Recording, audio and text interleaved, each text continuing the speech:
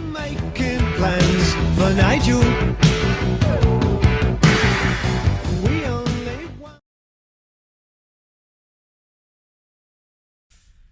Morning all, welcome back.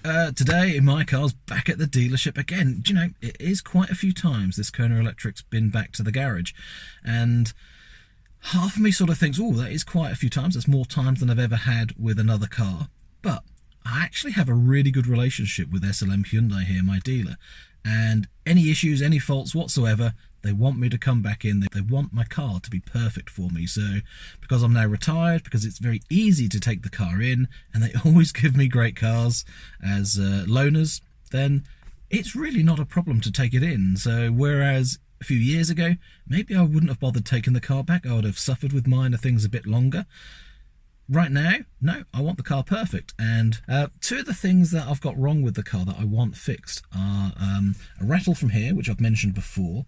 Now, lo and behold, I was told the last time it was in they didn't fix it. But magically, I haven't got a rattle there at all anymore. It's on the other side. So today I'm going to ask them whether they've actually found what the problem was and moved the item on the other side. I'm not sure whether that's true or whether they really have fixed it, but I don't have a rattle here anymore. It is lovely and quiet on the inside of the car.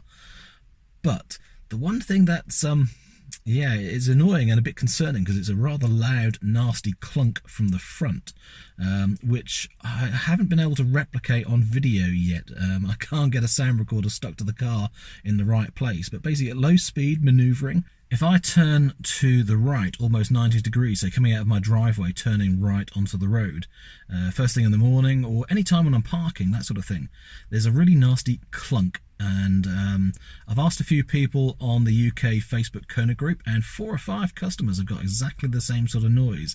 They haven't taken it into the dealer yet, so it's obviously not such a deal breaker, such a massive sounding thing.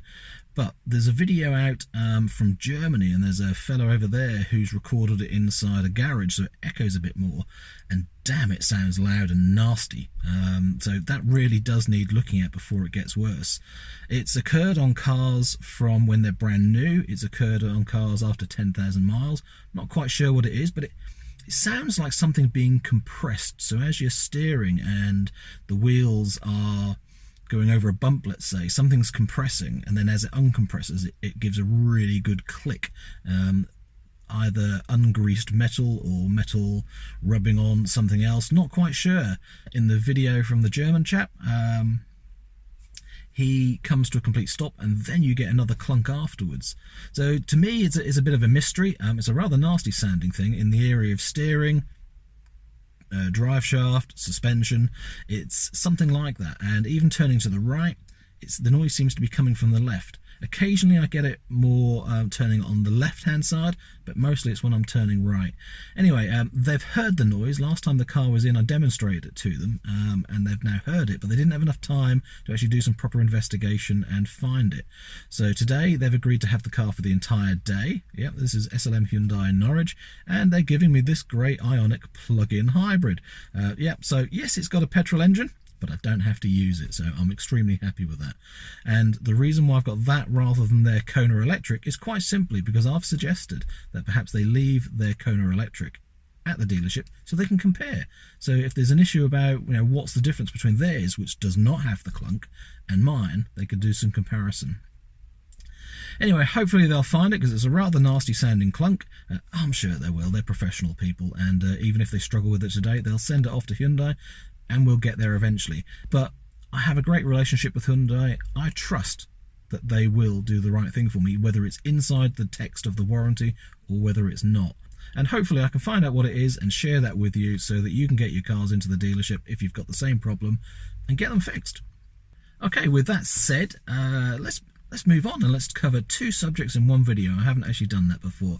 I can see I'm only at a few minutes into this video, so we've got time. This Sunday that's just gone, I went to a Norfolk EVs meetup for electric car owners to meet and have a chat and exchange views, just be sociable, have a coffee together.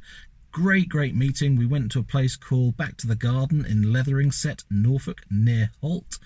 Great location, lovely deli, cafe, carvery, fantastic place for eating and buying some well, I don't know, high-class jams and produce and stuff off the deli counter. Really, really nice.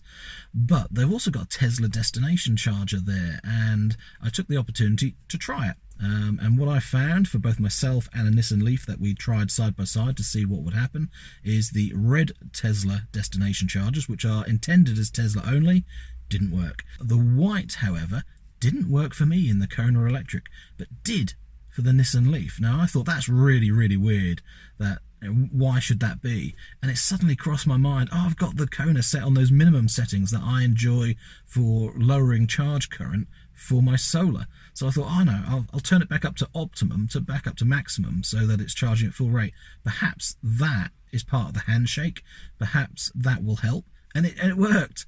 So yeah, it seemed from my test that with the charge current set to minimum rate, the Tesla destination charge didn't work, but it did when I turned it up to maximum. So if you're going to try a Tesla destination charger, don't forget to put your charge rate, your current limit, back up to maximum.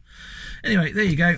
Thought I'd just share that information with you. Thanks for watching. As always, if you haven't subscribed, go on, give it a subscribe. Thanks for watching, everyone. See you again soon. Bye bye.